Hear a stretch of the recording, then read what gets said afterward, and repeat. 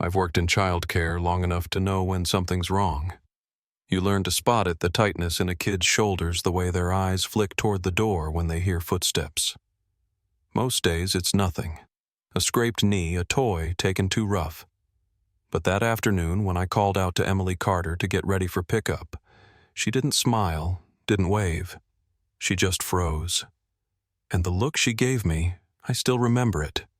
Not scared like a child afraid of trouble. Scared like someone who's run out of time.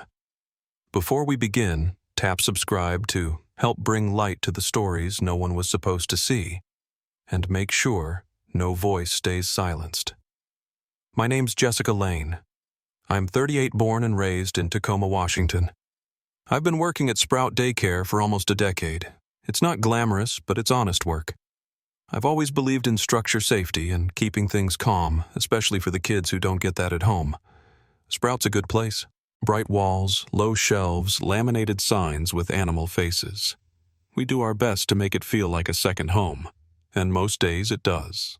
Parents come in tired from work, kids go home with paint on their sleeves and smiles on their faces. You get to know the families. Who's always early, who forgets the lunchbox, who has that look in their eyes that tells you more than they say. That Thursday started like any other. The app showed Emily Carter's pickup was next. Her mom had just checked in from the highway.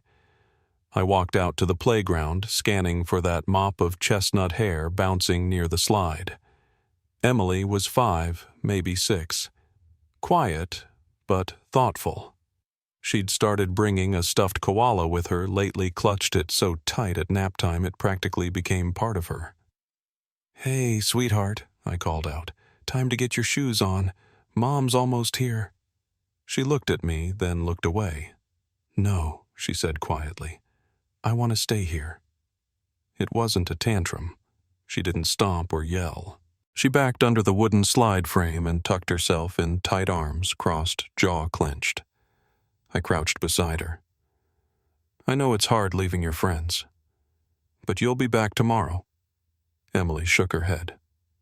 "Here is better." That gave me pause. I've heard all kinds of excuses from kids avoiding pickup, wanting more time on the swings, not ready for dinner, but this was different. She said it plain. "People are kinder here." Her eyes didn't meet mine. Then the front bell rang. "Come on," I said gently. "Let's go say hi to Mom together." "Okay?" Emily didn't budge. I offered her 5 more minutes and a pinky promise, though she wouldn't touch my hand. Just nodded faintly. I flagged a coworker to keep an eye while I walked to the front. Only it wasn't Emily's mom waiting at the counter.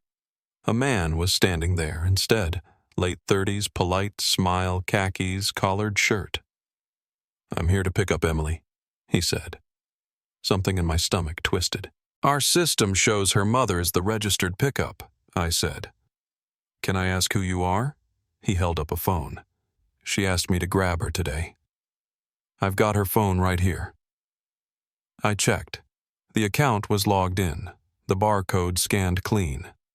Then I recognized him, Mark Carter, Emily's father.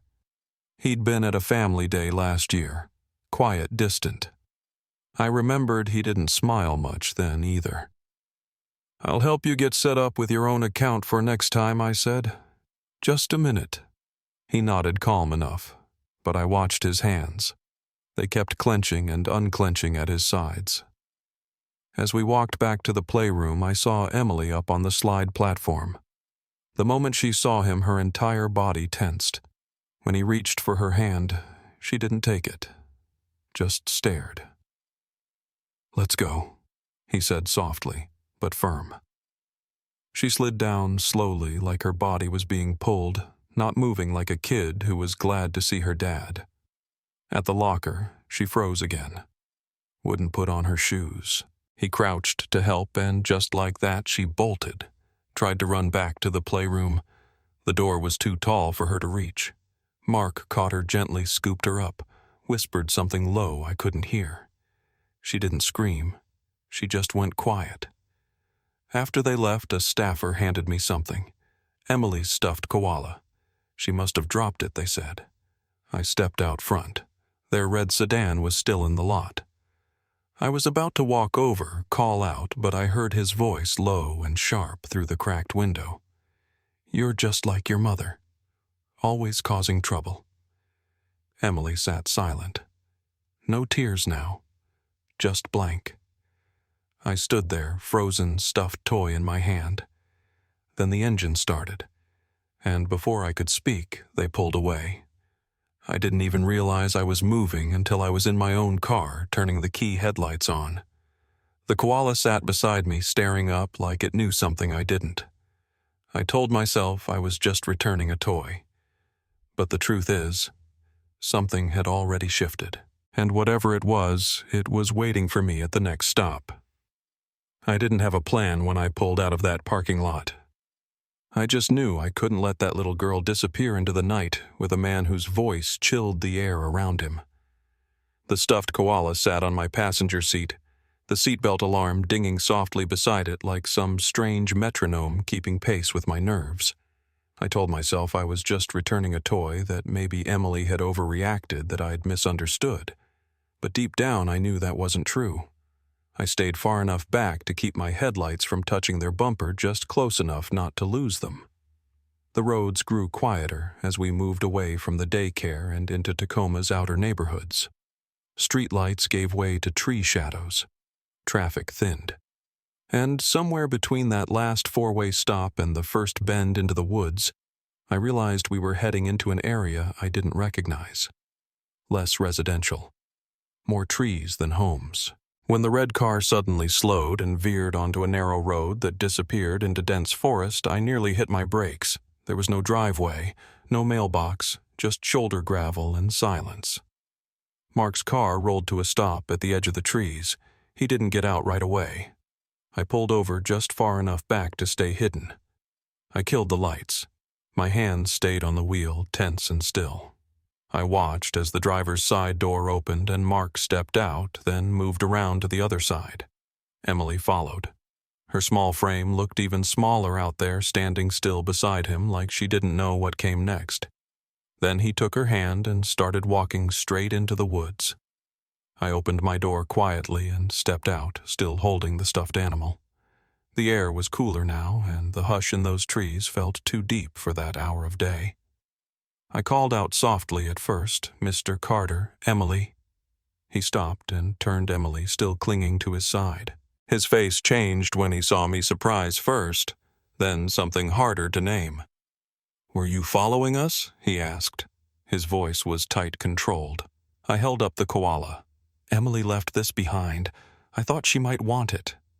Emily's eyes lit up just a little, but she didn't move to take it. She stayed tucked behind his leg, still holding his hand, her fingers curled too tight for a child.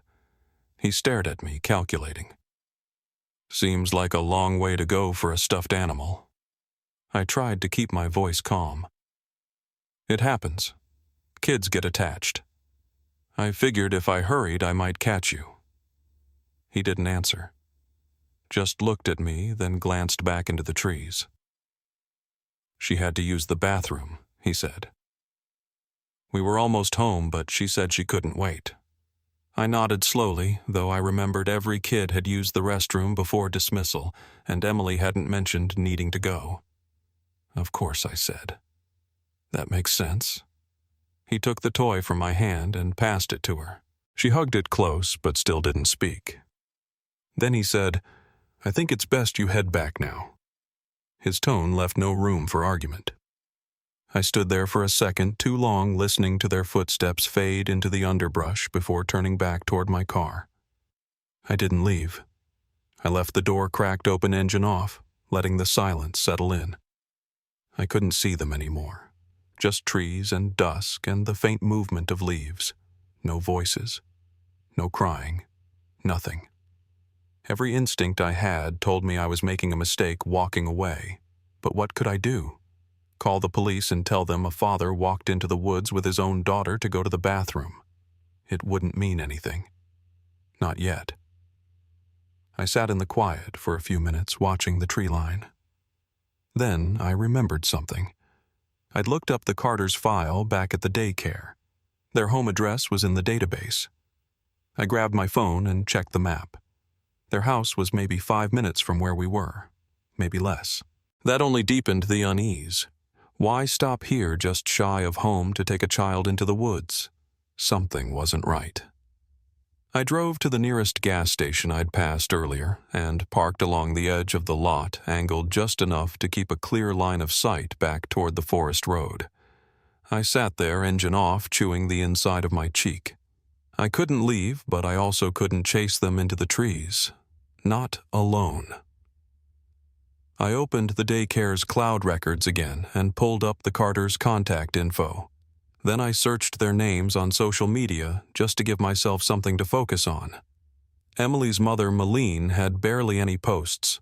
A few birthday shots, nothing recent. Mark's profile was more active, but always the same pattern pictures of Emily, where she never smiled. No photos of him and his wife together. No family captions. Just posed snapshots of a child who looked quieter with every click. I stayed in the car for a while, long enough for the air to chill and the coffee in my cup holder to go cold. Then, without warning, a red blur flashed past the gas station window. I sat up. It was their car. I grabbed my keys, started the engine, and pulled out into traffic. They hadn't seen me. I followed at a distance this time, using the map to guide me to the address. Their house sat at the end of a quiet street, a single-story home painted white with shutters that needed repair, and a front yard scattered with toys that looked too clean to be used. I parked a few houses down and watched. The red car turned into the driveway and stopped. Nobody got out right away. I waited. The sun was nearly gone now, the sky dipped in that final stretch of lavender blue. Porch lights blinked on across the neighborhood. I opened the cold coffee, took a sip without tasting it. Then I heard it. Not loud, not close, just faint and brittle. Glass. Somewhere up the street, something broke.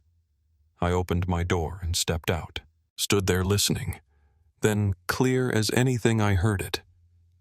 A woman's voice, sharp and desperate. "Stop.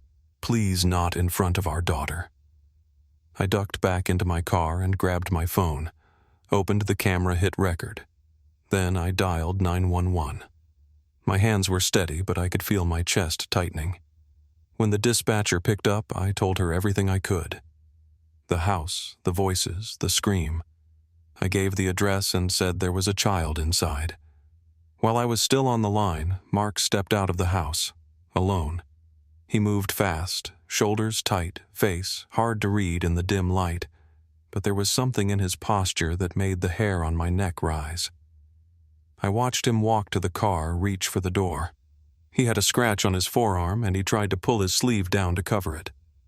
I told the dispatcher. Her voice stayed calm. Officers were already on the way. The first patrol cars arrived with sirens low but lights flashing. They boxed in the driveway before he could get in the car. He froze, raised his hands slowly. I could see his mouth moving, maybe protesting, but the officers kept their distance, weapons drawn. Then I saw her, Emily in the window. Her face pressed to the glass, eyes wide, the stuffed koala clutched to her chest. She didn't cry. She didn't move. She just watched while her world shifted outside the glass. I told the dispatcher. "She's at the window. She looks scared. But she's still there." They told me to stay put. So I did. And as the officers moved in and Mark was cuffed beside his car, I stayed exactly where I was watching the house, waiting for whatever came next. I stayed in my car after the officers moved in, parked half a block away with the engine off and the window cracked open. It was quiet except for the hum of the police radios and the occasional shuffle of boots across the pavement. Mark was already in cuffs by then, standing stiff beside his car with 2 officers flanking him. From where I sat, I could see the rise and fall of his shoulders. He wasn't shouting, wasn't trying to run, just watching the house like it might vanish if he blinked. Another officer stood on the front porch, hand resting near his belt as he called into the open doorway. I couldn't hear what he said, but I could tell from his body language that no one had answered yet.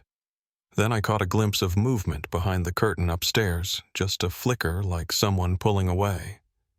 I glanced at my phone, still recording. I wasn't sure how much I'd captured.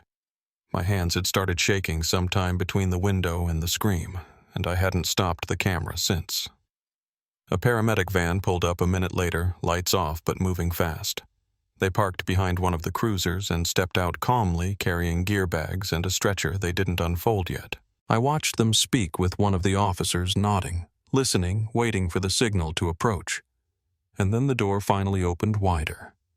2 officers stepped inside. One of them held his radio close to his shoulder, relaying something I couldn't make out. The other reached for his flashlight as they disappeared deeper into the house.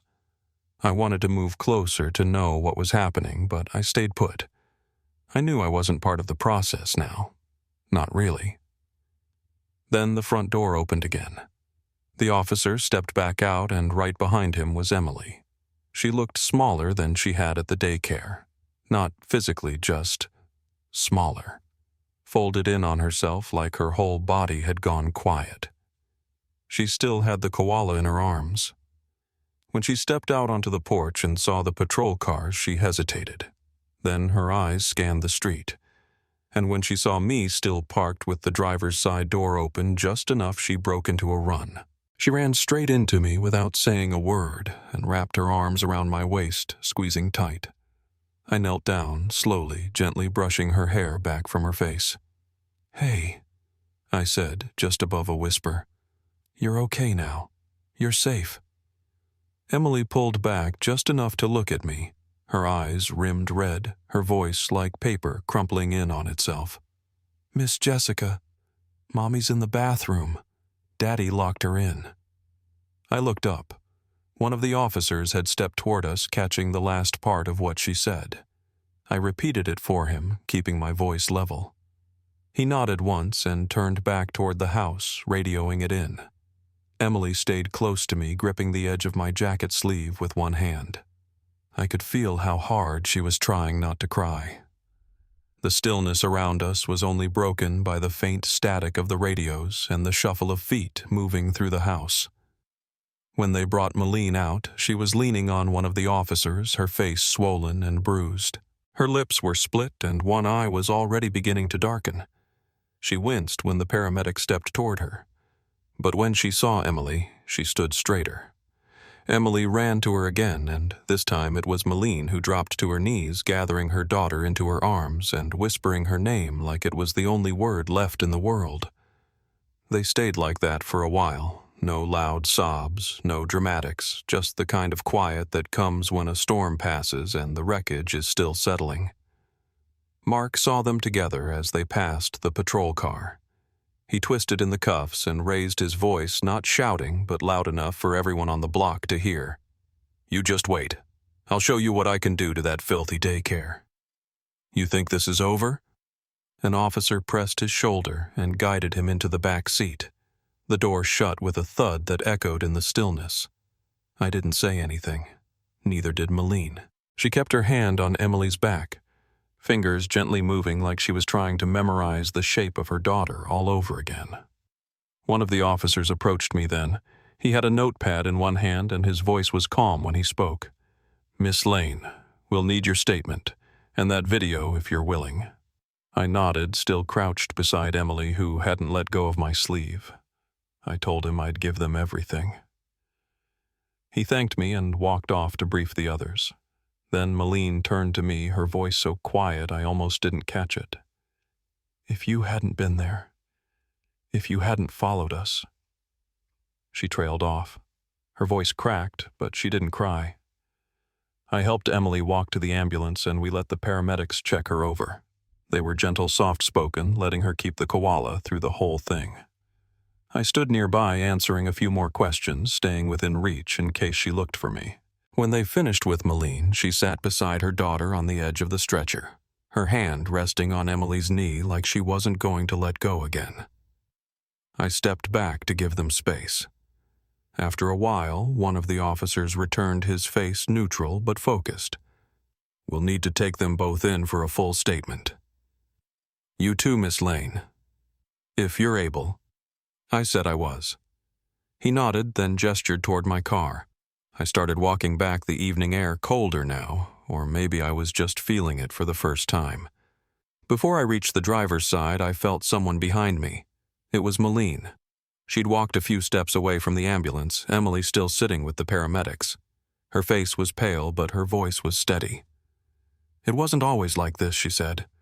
When we got married, he was different, kind, patient. But that changed after he started working with this woman at his company. She was older, sharp, knew how to control people. He fell hard. I think she used him honestly, got him to invest in the business, promised him things. Then when she took the company out from under him, he snapped. Said it was my fault. Said I'd made him weak, that I'd made him cheat. She looked down at the sidewalk, jaw clenched, then looked back up at me. I stayed for Emily. I thought maybe I could fix it, or at least keep things quiet until she was older. But he just kept getting worse. Controlling. Cold. Always watching her. Watching both of us. I didn't say anything. I just listened. She nodded slowly, then turned back toward the ambulance.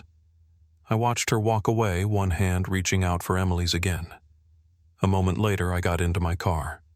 I sat there for a second, engine off, hands resting on the steering wheel. Through the rearview mirror, I saw Mark in the back of the cruiser. His face turned just slightly, his eyes fixed in my direction. There was no yelling now, just a slow, steady stare that didn't move until the car pulled away from the curb. I turned the key in the ignition and followed the rest of the convoy toward the station. I didn't know what the rest of the night would hold, how long the paperwork would take, what Emily might say, or how much of what I'd feared was actually true. But I knew this much: someone had finally listened. And maybe, just maybe, that would be enough to change what came next. At the station, everything moved slower. The adrenaline had worn off by then, and what replaced it wasn't relief, it was something heavier. I sat in one of those plain chairs with the metal legs and worn seat cushion, the kind they keep lined against the wall like you're back in a school hallway. Malene was down the hall with a detective giving her full statement. Emily had fallen asleep in a small room with a couch and a soft blanket someone had pulled from a storage bin. I'd checked on her once. She was curled up with the koala still in her arms, her breathing shallow but steady. I gave my full account too, word for word. What I saw, what I heard, what made me follow them. I handed over the video I'd taken outside their house. The officer, Detective Matthews, I think his name was, thanked me more than once. He said I'd done the right thing. But his voice was tired. Not insincere, just worn down.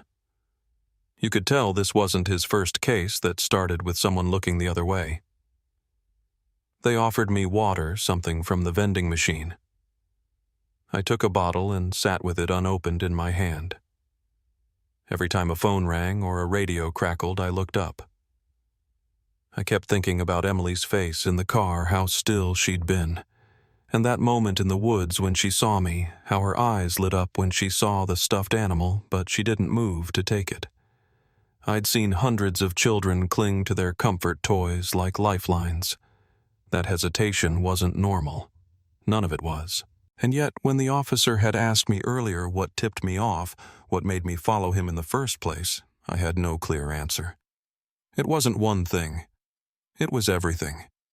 The way she flinched at his voice. The way she tried to run back inside like the daycare was safer than her own home.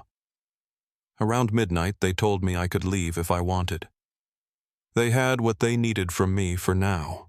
They said they'd be in touch once charges were filed. I gave Malene my number in case she needed anything. She just nodded. Her face was pale, lips split, but her voice was calm.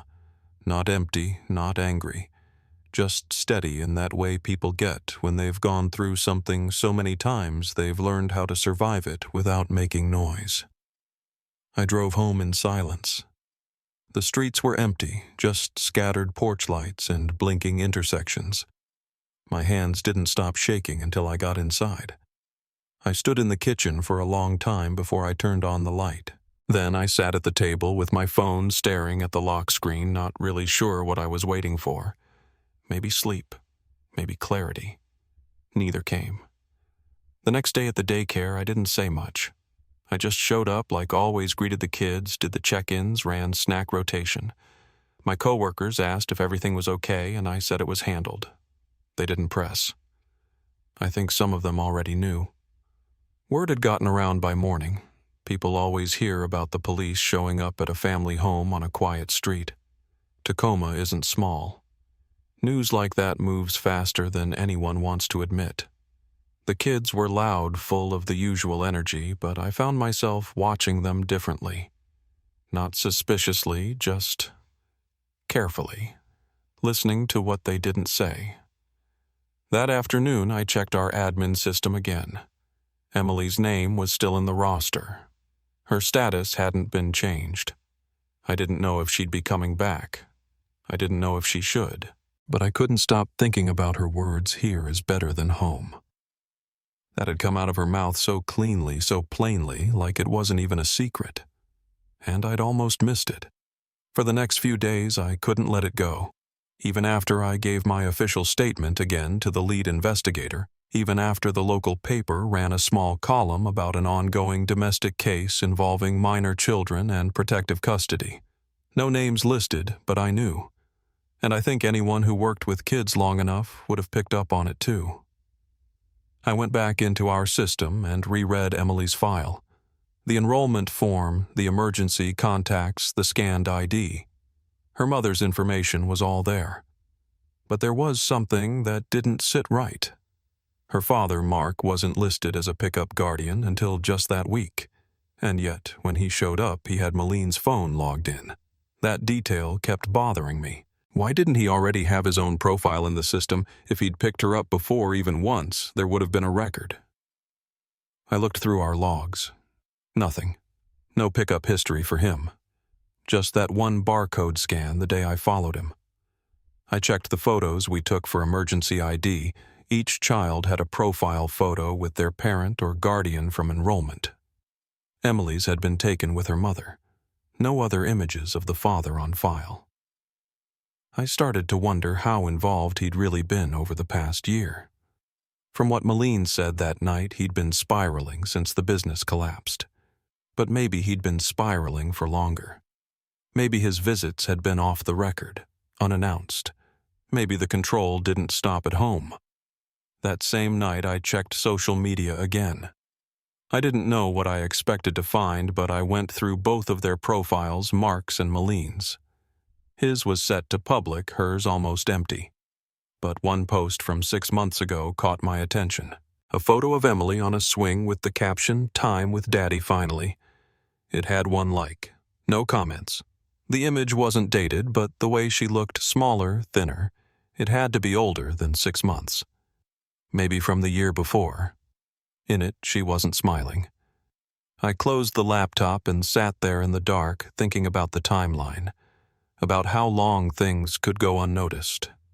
About what it means to be silent when something feels off. I thought about the look on Mark's face when they led him to the squad car. He wasn't surprised. He was angry. Like something had been taken from him. But not in the way you'd expect. It was the kind of anger that comes when someone loses control over a narrative they were sure nobody else would question. The next morning, I got a call from Detective Matthews. He asked if I had time to come in and listen to something, said it was part of the ongoing process.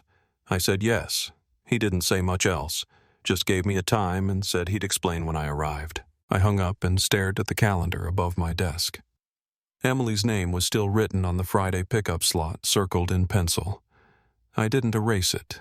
Not yet. The next morning, I drove to the station with the windows down. Not for the air, but for the sound.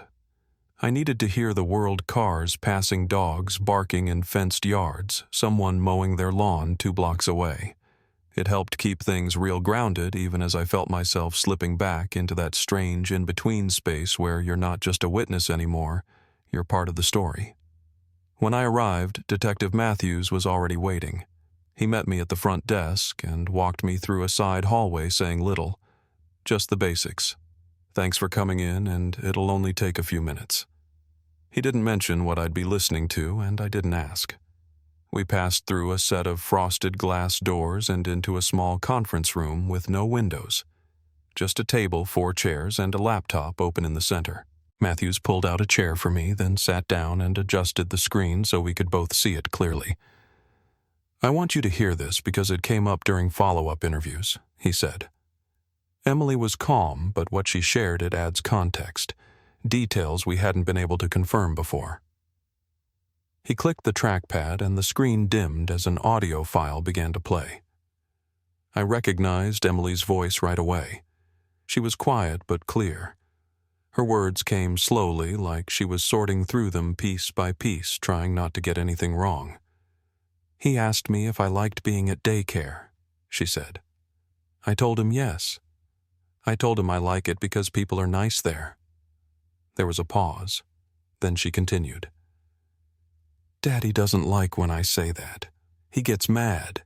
He says people lie to kids. But Miss Jessica doesn't lie." I swallowed hard and looked over at Matthews, but he kept his focus on the screen. Then she said something that stopped everything cold. "On the way home, he asked if I wanted to see the tree again." Her voice didn't change much, just a little lower maybe, less certain. "The one in the woods." "Yes," she said. "He said if I ever screamed at pickup again or made him look bad, that's where I'd sleep. He said he'd bring rope next time." Matthews paused the recording. I sat still, processing. We'd suspected it something about that stop in the woods hadn't made sense from the beginning, but hearing it from her in her own words stripped away any doubt I had left. She remembered more overnight, he said. Things her mother didn't know. Apparently, that wasn't the first time he'd stopped near those woods. But it's the first time he brought her that far in. I nodded slowly, the image of that narrow dirt path flashing back in my mind. How he'd taken her by the hand. How she hadn't fought but hadn't walked like a child either. More like someone who knew not to resist. We sat in silence for a moment. Then Matthews opened a folder and slid something across the table. A printed page, black and white, with what looked like a still frame from a traffic cam.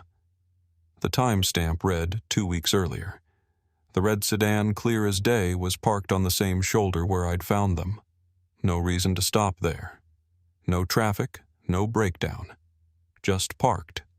No people visible but enough to prove it wasn't the first time. "We think he was rehearsing," Matthews said. "Getting her used to the idea.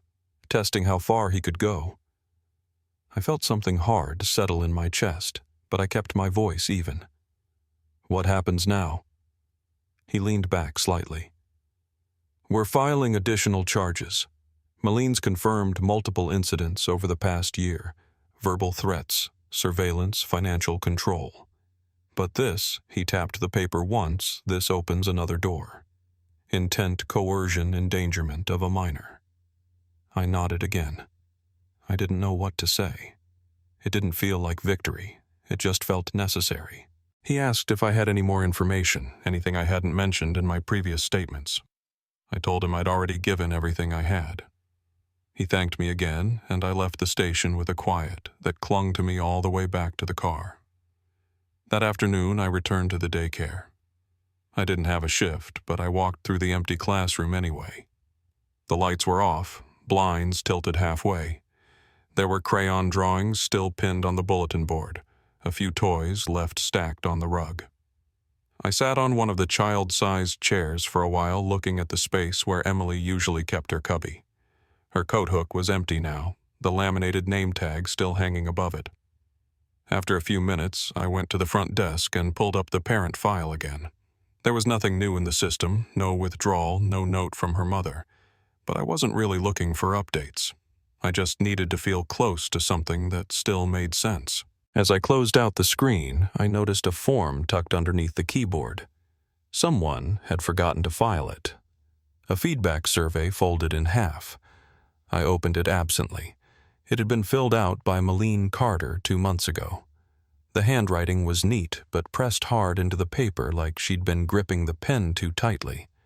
It thanked the staff for being kind, for creating a place Emily felt safe. There was one line at the bottom under optional comments. It said, "Thank you for seeing her." That evening I found myself driving again. No destination. Just winding through town with the radio low headlights washing over familiar streets. I ended up near the neighborhood where the Carters lived. I didn't pull down their street, but I slowed at the intersection. Their house wasn't visible, but I knew the angle, the porch light pattern, the mailbox with the slight tilt. I kept driving. Back home, I sat with a notebook open, jotting down small details I hadn't written before. Not facts for police, just things I wanted to remember. The way Emily's voice changed when she talked about the woods. The scratch on Mark's arm he tried to hide. The way he'd smiled when I first questioned him like he'd already planned what to say. I didn't know what I was going to do with those notes, if anything. Maybe nothing. Maybe I just needed a place to keep the things that didn't belong in the file. It wasn't until later that night that I remembered something small. During Emily's outburst at pickup, the very first moment when she said she didn't want to go home, there'd been another sentence I hadn't thought about much at the time. She'd said, "Here people are kind to each other. At home, it's different." I'd chalked it up to stress, to a child's way of expressing unease. But now it sat heavier in my mind, not because of what she said, but because of how carefully she chose her words. She didn't say people are mean. She didn't say Daddy yells. She said different. And now I understood. She was being cautious even then. Before I went to bed, I checked the daycare camera logs from that afternoon. The footage showed Mark arriving at the gate. The interaction at the front desk. My conversation with him. And then the moment when he approached Emily at the slide. Frame by frame, her body language told a story. She saw him. She backed away. She froze. And then she obeyed. I watched it twice, not for confirmation, but for clarity. And as I closed the laptop and turned off the lamp, one thought stayed with me. She knew long before we did. And somehow she never stopped hoping someone else would notice. A few days after the station meeting, I found myself circling back to the woods. I didn't tell anyone. Didn't really know what I was hoping to find either. Closure, maybe. Or proof that something had been building there long before I stepped into it. I pulled off the road near the same stretch where Mark had parked. The gravel was loose under my tires, the trees just as thick, just as quiet. I sat with the engine off for a while, watching the shadows shift. There were no patrol cars this time, no headlights in my rear view, just the forest and a stillness that hadn't changed. I got out and stepped onto the shoulder. The dirt path where they'd disappeared was overgrown but still visible, pressed down in places by shoes that had passed too recently to be forgotten. I followed it in. Not far, just enough to retrace what I'd seen that night. The trees opened slightly in the clearing ahead, a bend in the path, a patch of soft earth and pine needles. I stood there breathing slow, watching the spot where he'd turned around to face me. Where Emily had looked so small beside him, where she didn't say a word until later. The sun was higher now, slicing through the leaves in angled stripes, but the place still felt like it didn't want to be noticed, like it had gotten used to being a secret. Back at the daycare, things had mostly returned to routine. New enrollment season was starting, and we were preparing for summer transitions. Still, I kept Emily's name on the check-in list. I knew she wouldn't be back soon. I knew that might be the right thing. But every time I glanced at that laminated tag above her cubby, I paused a little longer than I meant to. One morning, while sorting the lost and found, I found one of her drawings folded in half, tucked behind the bookshelf near the reading mat. Crayon and marker worn from handling. A tree in the center. A small figure off to the side. A little girl, maybe. And something red at the base of the trunk. I didn't know what it meant. Could have been anything. but I didn't throw it away. That same week, I got a call from Malene. She sounded tired but steady. She thanked me again, said they were settling into a temporary housing program, working with an advocate, getting counseling lined up for Emily. Said her daughter was still quiet most days, still didn't like closing doors all the way. But she was eating again, sleeping through most nights, holding the koala tighter than ever. Then she hesitated. "There's something Emily mentioned," she said. "It's probably nothing, but I thought you should hear it." She said Emily had remembered something else about the day in the woods. That Mark had stopped her before they reached the tree and pointed at a spot on the ground. Said it would be hers if she didn't listen. He told her that spot already belonged to someone else, once Malene said. That someone had been there before her. A long time ago. I stayed quiet. Just listened. She said she thought he was pretending, she added. That he just wanted to scare her. But it's the way she said it. She really believed it for a second. After we hung up, I called Detective Matthews. I told him what Malene had shared. He didn't say much, just that they were following up on several open threads. Then he asked me if I remembered the exact place I'd seen them walk toward in the woods. I said I did. He asked if I'd be willing to come back out and point it out in person. The next afternoon, we met at the edge of the same road. There were 2 officers with him. No uniforms, just plain clothes and gloves. They had survey flags in their hands and carried a ground-penetrating scanner in the back of their SUV. I walked them down the same trail I'd taken on my own. We didn't talk much. Just moved carefully through the path, stopping where I'd seen them turn, where Emily had looked back over her shoulder, barely visible in the dusk. "Here," I said, pointing toward the clearing. They walked in that direction. He said they needed privacy. The younger officer crouched near the base of a tree and started scanning the soil. Another paced a tight grid through the brush. Matthews stood beside me for a while, his hands in his pockets. "She's not the first child we've gotten calls about from that area," he said, not looking at me. "But nothing's ever come of it. Until now." I didn't know how to respond. I just nodded. A few minutes later, one of the officers flagged us over. They'd found a patch of disturbed soil, shallow but compact. Too even to be natural. No markers, no wildlife digging, just a spot that didn't belong. They weren't saying much out loud, not until they had the proper clearance. But the mood shifted after that. Heaviness settled in like the air itself was holding its breath. I asked Matthews what would happen next. He said they'd bring in a full team by morning. Said it could take days, or longer. On the way back to my car, he asked how I'd held up through it all. I didn't have an answer, not really.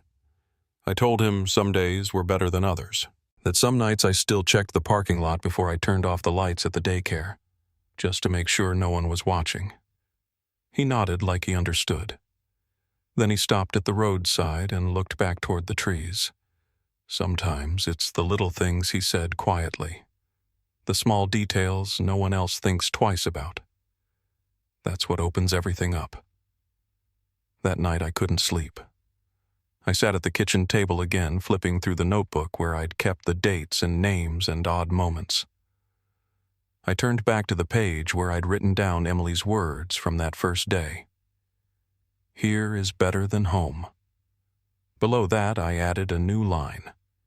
Something she hadn't said out loud, but something I felt more certain of now than ever. She knew the forest wasn't empty. She just didn't know how to say it. And for the first time, I wondered if anyone else had walked that path before. The excavation team arrived just after sunrise. I wasn't there when they started. Matthews had called the night before and said it might be better if I stayed clear that day. But around noon, I drove by the edge of the woods slow enough to see the yellow tape strung between trees, the white tents set up over the clearing, the parked vans that hadn't been there the day before. I didn't stop, just kept going. The image of it all burned sharp into the back of my mind. By the time the news broke late that evening, the wording was clinical. Partial skeletal remains recovered. Consistent with a juvenile. Location under investigation. No identification confirmed. I sat on the couch with the sound off, just watching the scroll across the bottom of the screen repeat every 10 minutes. I didn't need to hear it. I already knew what they were saying. A day later, Matthews called again. This time, his voice was tighter. They'd recovered more. Not just one set of remains, too, buried close together but in different orientations. One wrapped in deteriorated fabric, the other beneath what looked like old tarpaulin. The condition made timelines difficult, but the lab had found evidence of clothing fragments, children's sizes, consistent with garments sold in the early 2000s. And there was something else. A small rusted charm bracelet still clasped. The initials on the two visible charms were L and J. Matthews didn't say more than that, just asked if I could come in again. He said there was someone he wanted me to meet. When I arrived at the station, I expected another conference room. Instead, Matthews led me to a side office near Record's small plain 2 chairs and a lamp.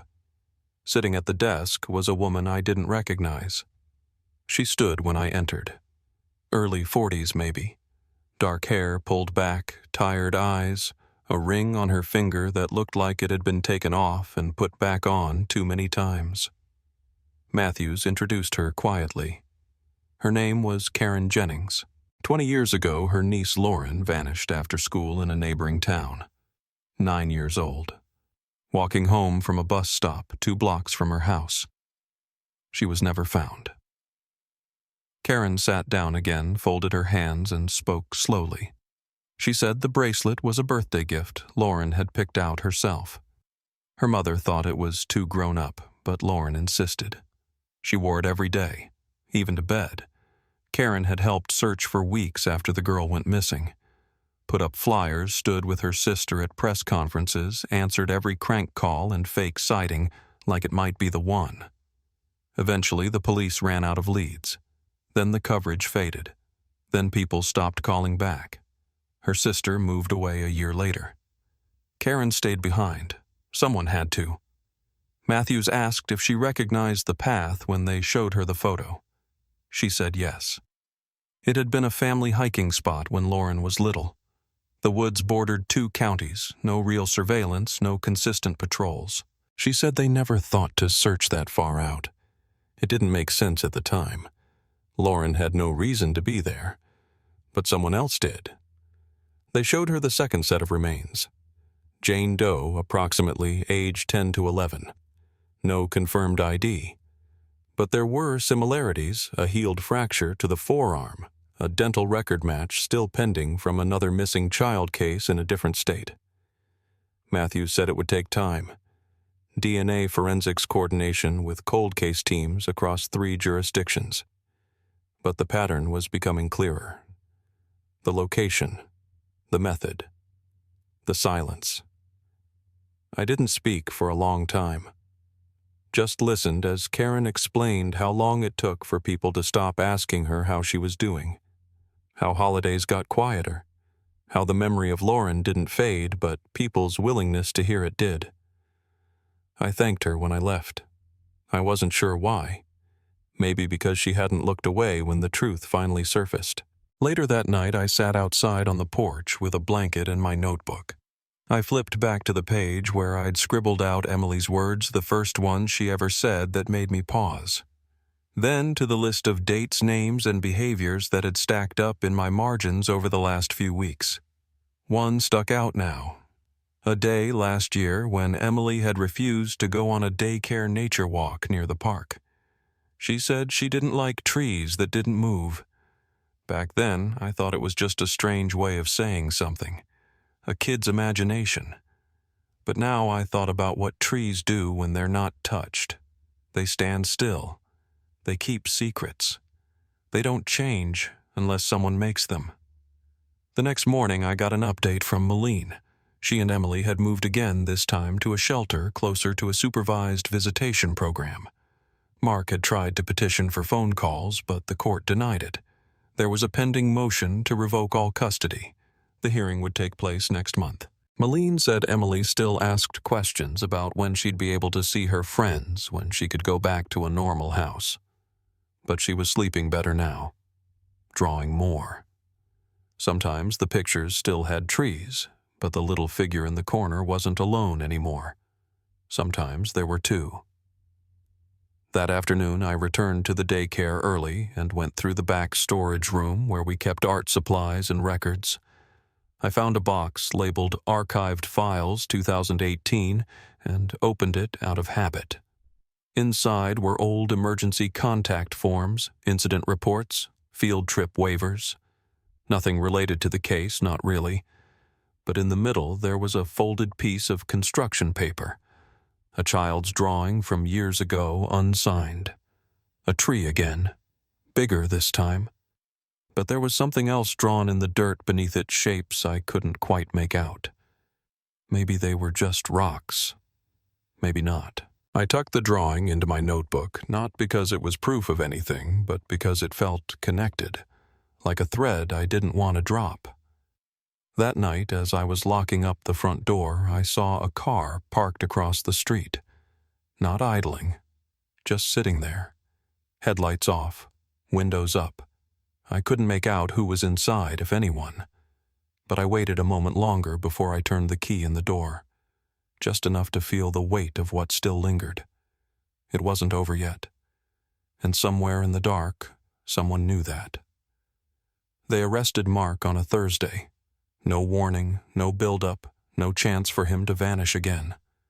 Matthews called that afternoon and said it had been coordinated across 3 counties. Child endangerment, false imprisonment, probable connection to multiple child disappearances.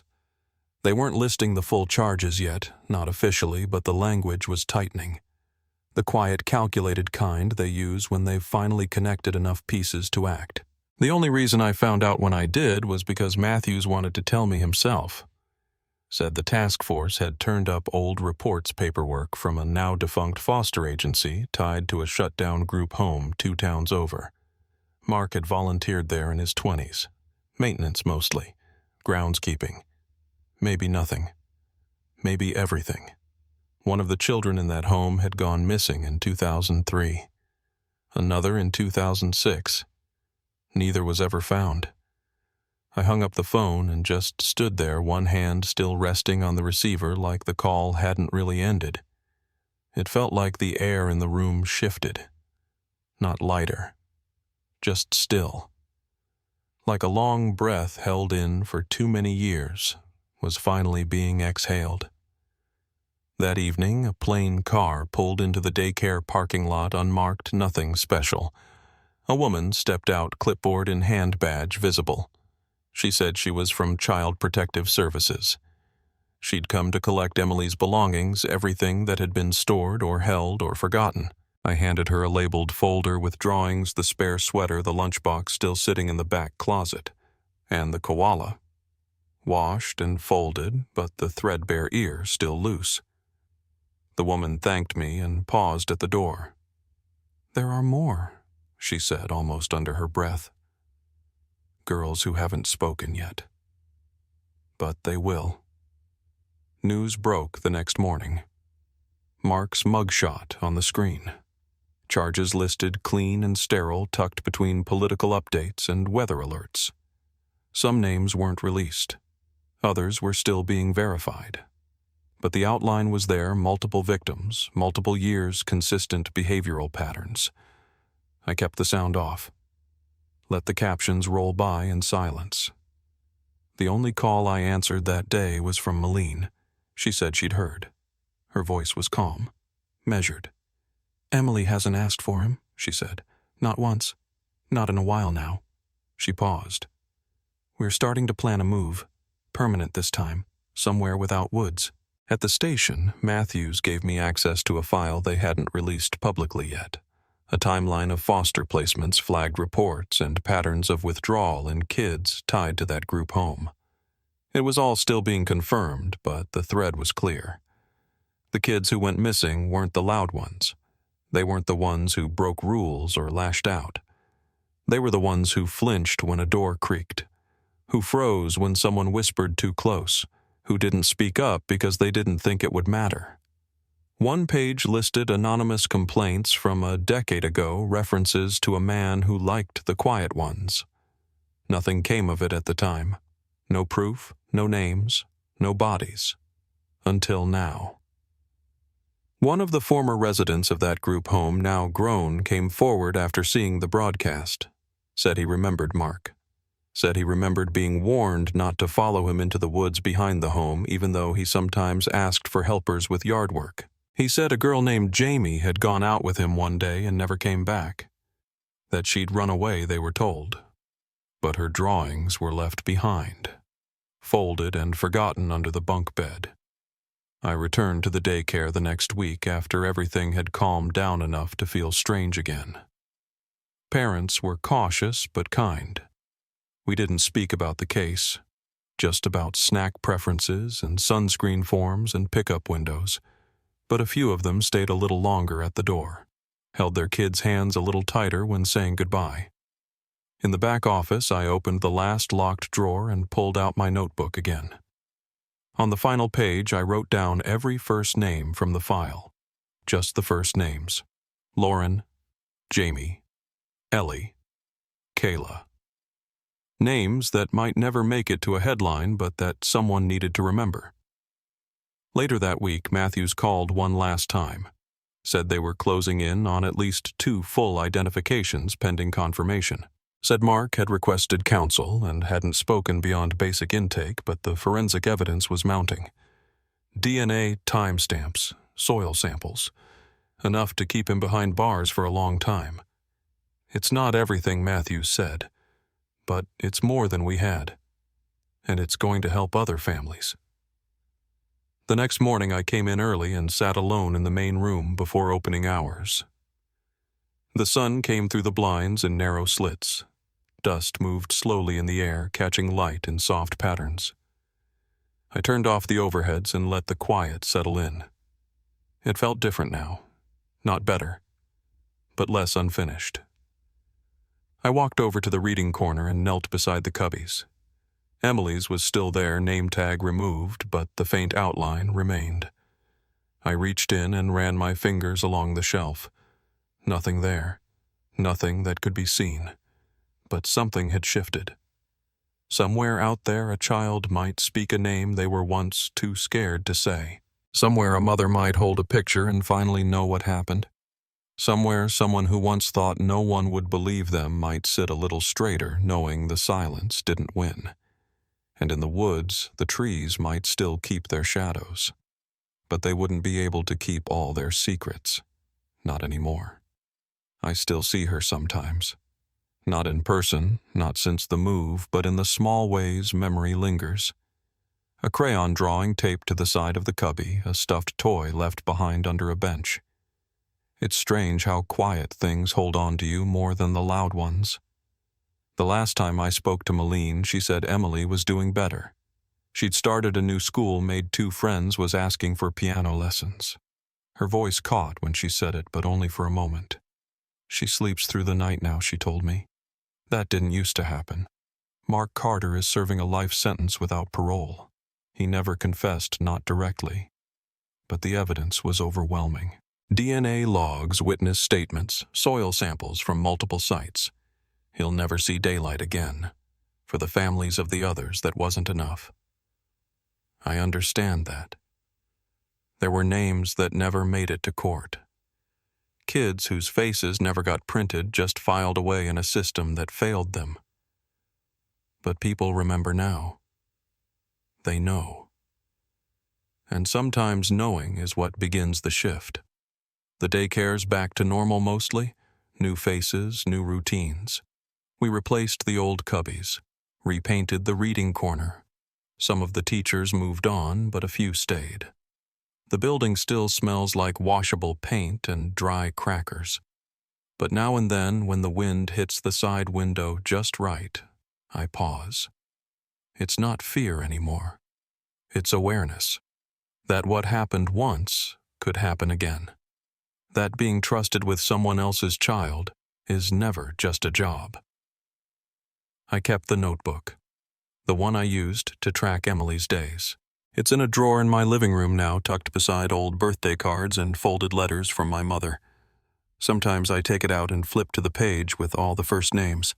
I added one more just last month, one of the children whose records were matched to the site near the quarry. They found her backpack. It was zipped still clean inside, as if someone meant for it to be remembered. I've had people ask why I stayed in this job, why I didn't leave after all this. The truth is, I thought about it. I thought about it every day for a long time. But then a little girl ran into the building last fall, dropped her jacket on the floor, and threw her arms around my waist like I was a lighthouse. And I knew. You don't step away from a place that needs to stay lit. You just make sure the light doesn't go out again. Some people will never understand the weight of silence, what it takes for a child to say no and mean it, what it means to believe them the first time. But I do. I always will. And I hope that if someone listening to this has even the smallest doubt that something feels off, that a child flinches when they shouldn't, they don't wait. They ask. They notice. They stay a little longer at pickup, because noticing saved her. Not just the system, not just the casework. A look, a pause, a hesitation that didn't get ignored. If this story stayed with you, consider sharing it. Not for views, but so no name gets left behind. So someone out there who needs to feel seen does.